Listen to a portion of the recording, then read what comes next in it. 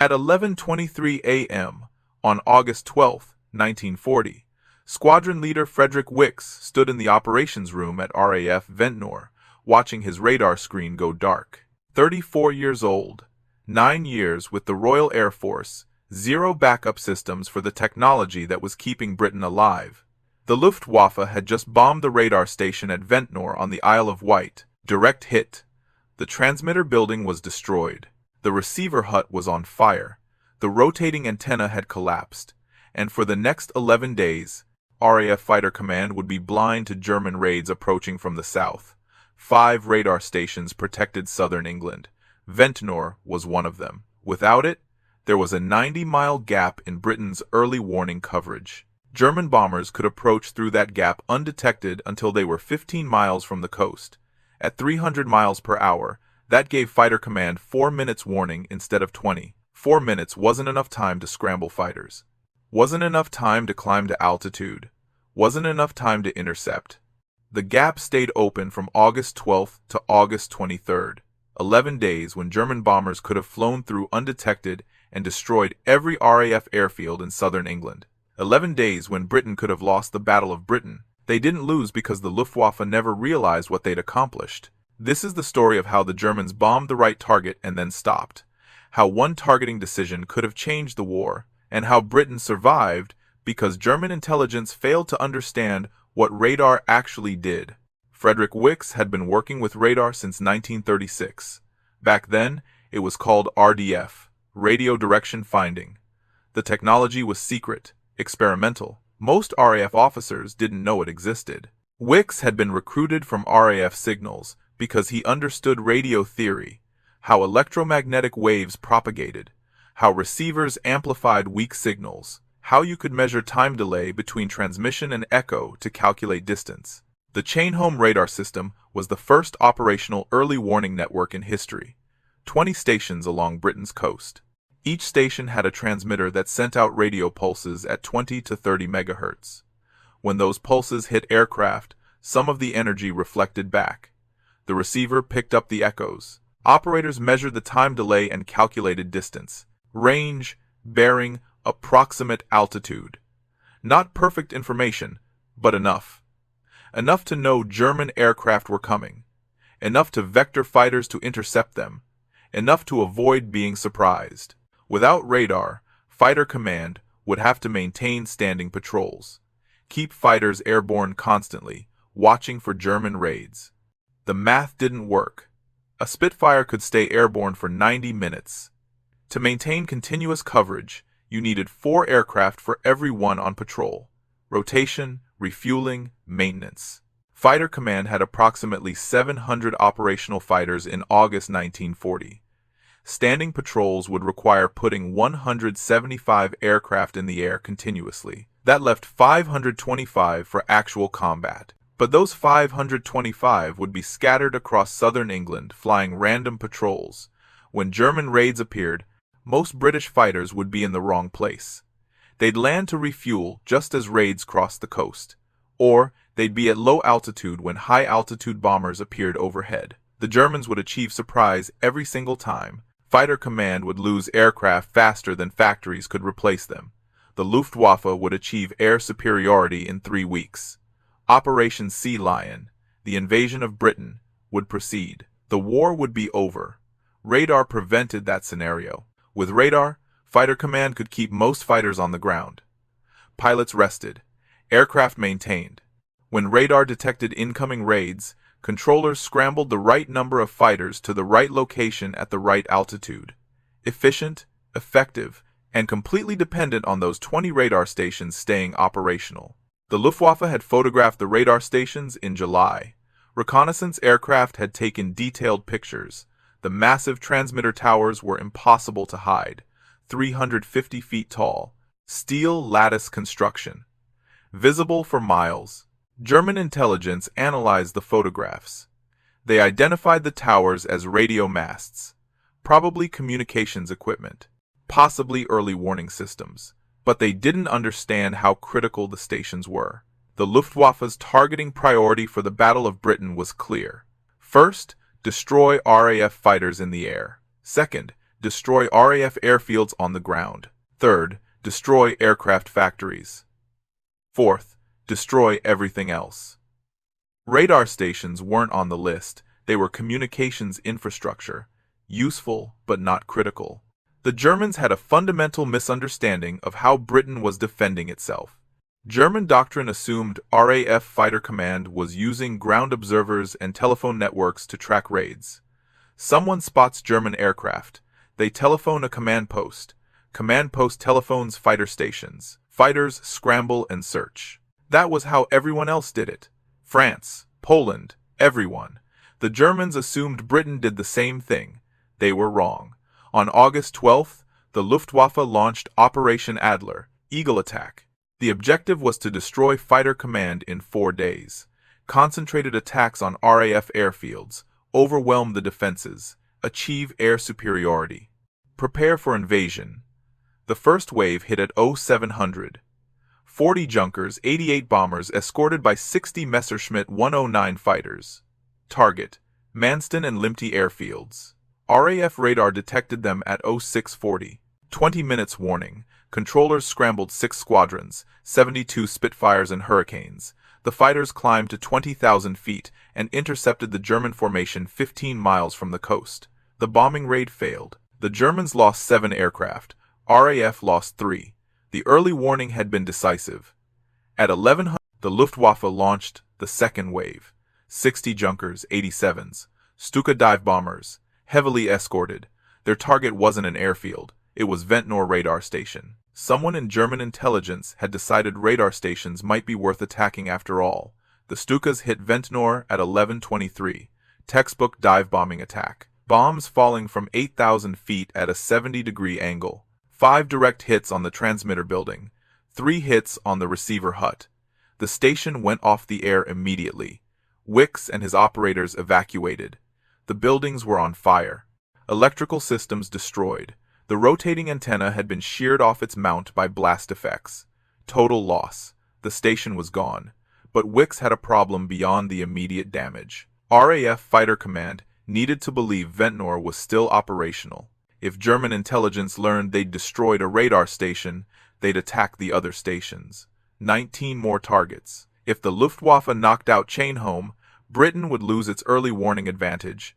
The war would be over in 3 weeks.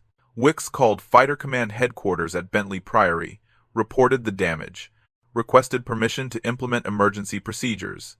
Air Chief Marshal Hugh Dowding, commander of Fighter Command, approved immediately. The emergency procedure was simple deception. Ventnor would continue broadcasting, not radar signals. Just continuous radio transmissions on the frequencies Ventnor normally used. German radio intercept operators would hear Ventnor transmitting. They'd assume the station was operational. They wouldn't know the transmissions were coming from a mobile unit parked 3 miles away broadcasting meaningless static. Wicks set up the deception transmitter by 1500 hours. To German listeners, Ventnor sounded normal, but Ventnor couldn't actually detect aircraft. The radar equipment was destroyed. The 90-mile gap in coverage was real. For the next 11 days, German aircraft could approach through that gap undetected. If they'd known, the Luftwaffe flew reconnaissance over Ventnor on August 13th. Photographers took pictures. The images showed destroyed buildings, collapsed antenna, clear damage. German intelligence analyzed the photos, concluded the station was destroyed.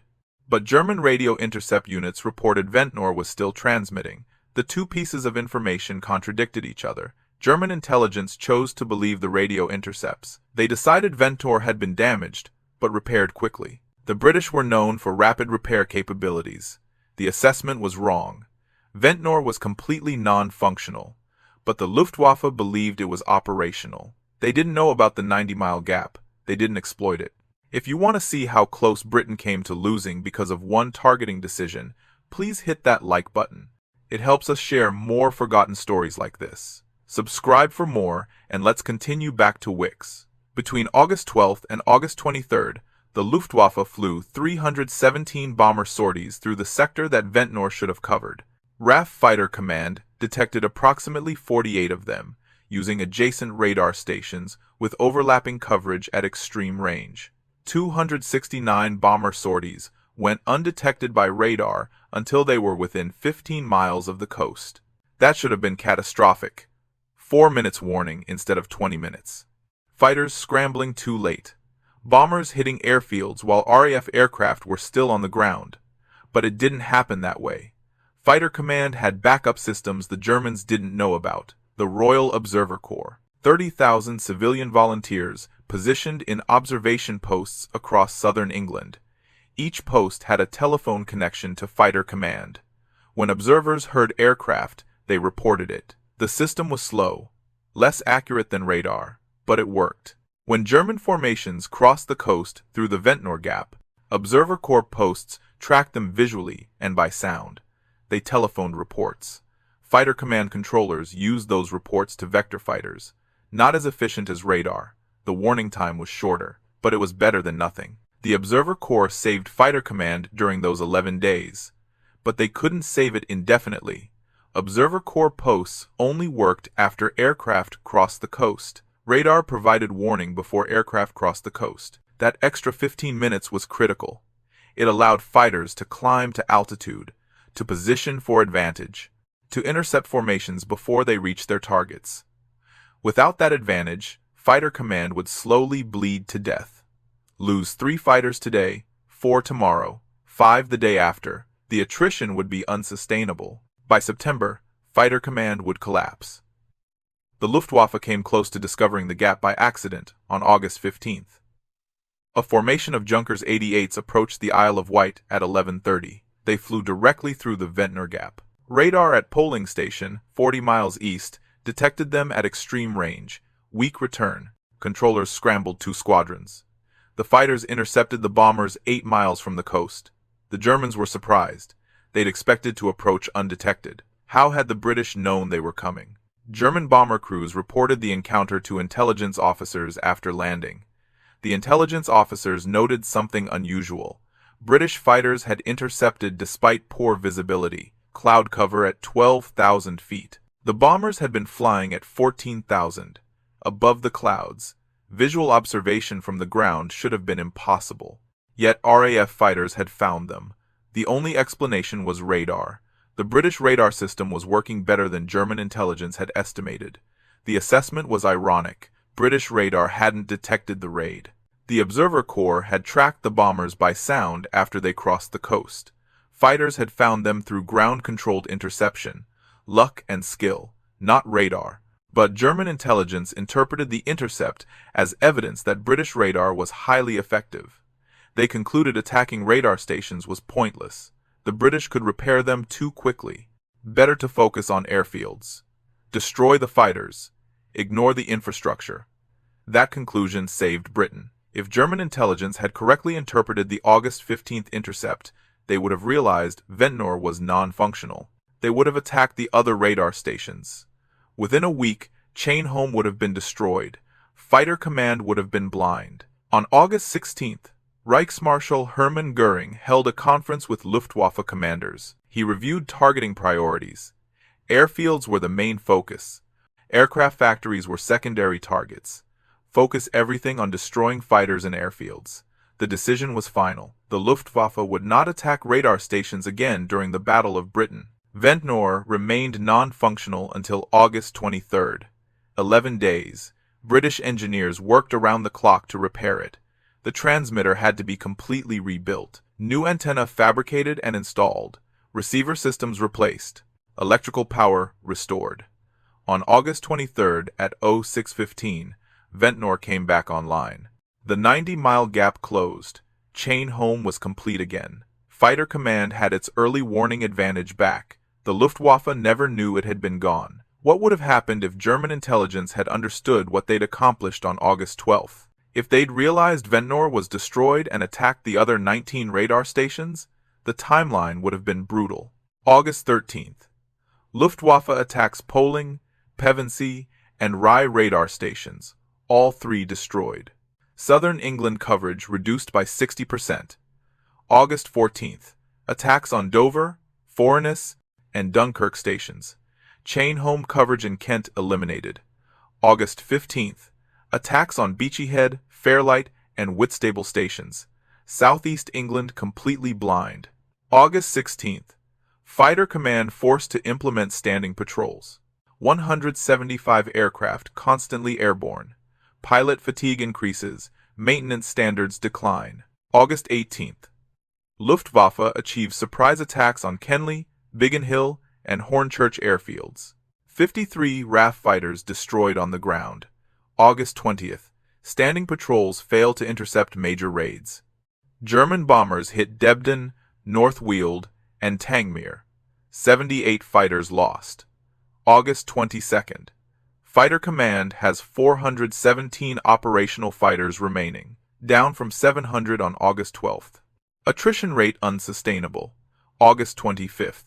RAF forced to withdraw squadrons north of London. Southern airfields abandoned. Luftwaffe achieves air superiority over the Channel and southern England.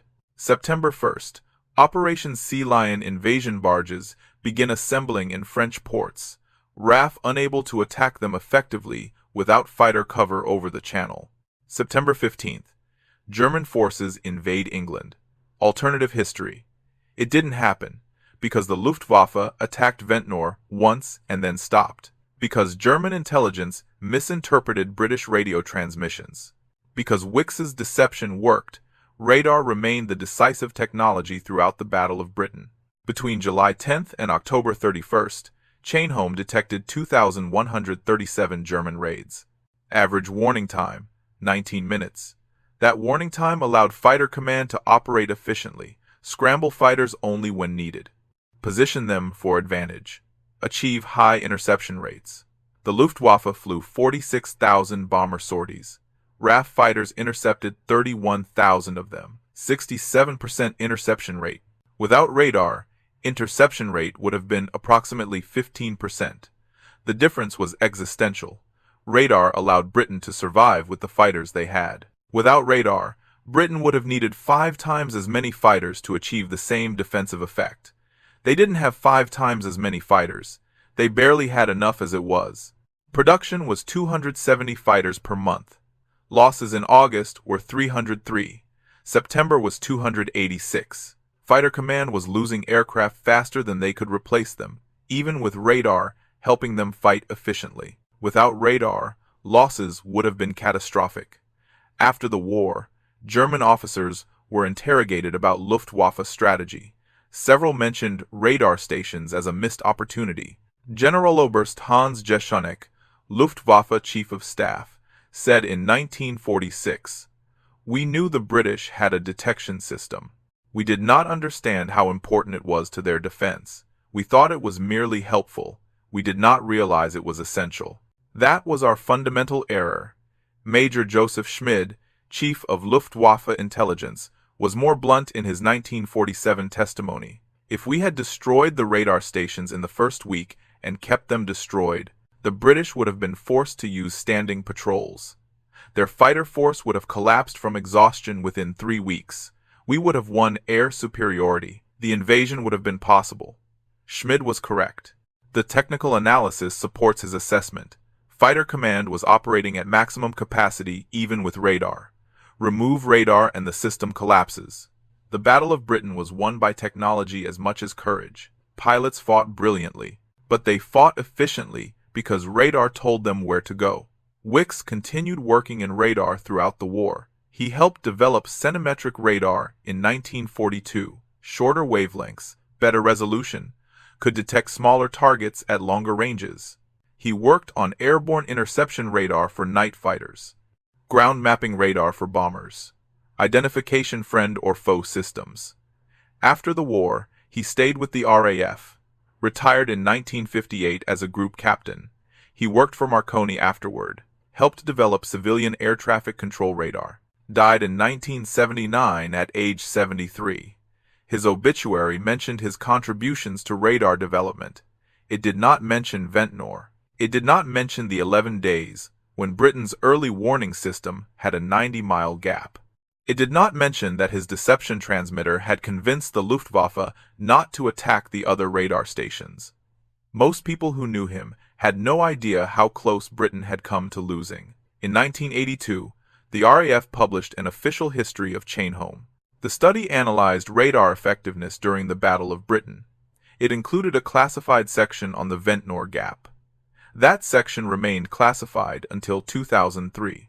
When it was finally released, historians realized how vulnerable Britain had been. 11 days, 90-mile gap, 269 undetected bomber sorties. If the Luftwaffe had known, they would have won. The Battle of Britain is remembered for the pilots, the few 2,900 men who flew fighters during those desperate months. They deserve that recognition. But those pilots would have fought blind without radar, would have scrambled late, would have been in the wrong place at the wrong altitude, would have died in far greater numbers. Radar operators like Frederick Wicks were invisible, watching screens in concrete bunkers, plotting positions, telephoning coordinates. Not glamorous, not dramatic, but absolutely essential. One bombing raid on August 12th, 5 direct hits, 11 days of vulnerability, and the Germans never knew. Sometimes winning a war comes down to understanding what you've accomplished. The Luftwaffe destroyed Ventnor. They just didn't realize what that meant. Frederick Wicks understood. He understood if the Germans learned the truth, they'd destroy all the radar stations. So he made sure they never learned the truth. He broadcast static for 11 days and convinced the Luftwaffe that Ventnor was operational. That deception bought enough time to repair the station. That repair saved Fighter Command. That Fighter Command saved Britain. One radar operator, one deception transmitter, one targeting decision the Germans got right and then abandoned. The difference between winning and losing came down to 11 days and 90 miles of empty sky. If this story moved you the way it moved us, do me a favor. Hit that like button. Every single like tells YouTube to show this story to more people. Hit subscribe and turn on notifications. We're rescuing forgotten stories from dusty archives every single day. Stories about radar operators who saved nations with deception transmitters and concrete bunkers. Real people, real innovation. Drop a comment right now and tell us where you're watching from. Are you watching from the United States, United Kingdom, Germany, Canada? Our community stretches across the entire world. You're not just a viewer, you're part of keeping these memories alive. Tell us your location. Tell us if someone in your family served in the RAF or worked with radar. Just let us know you're here. Thank you for watching, and thank you for making sure Frederick Wicks doesn't disappear into silence. These men deserve to be remembered, and you're helping make that happen.